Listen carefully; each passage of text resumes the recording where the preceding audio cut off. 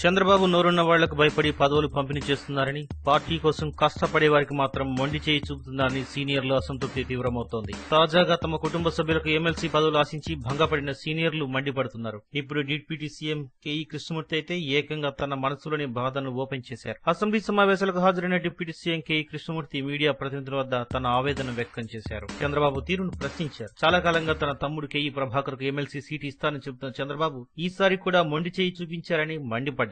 అదే జేసీ కుటుంబం నుంచి ముగ్గురు పదవులు ఎలా ఇచ్చారని ప్రశ్నించారు. జేసీ దివాకర్ రెడ్డి కుటుంబానికి ఎంపీ, ఎమ్మెల్యే, ఎమ్మెల్సీ పదవులు ఇచ్చిన చంద్రబాబు తన కుటుంబానికి మాత్రం తీరని అన్యాయం చేస్తున్నారని స్పష్టం చేశారు. తన తమ్ముడికి ఎమ్మెల్సీ టికెట్ ఇవ్వాలంటూ ఎప్పటి నుంచో కొడుతున్న చంద్రబాబు మాత్రం పట్టించుకోవడం లేదని ఆవేదన వ్యక్తం చేశారు.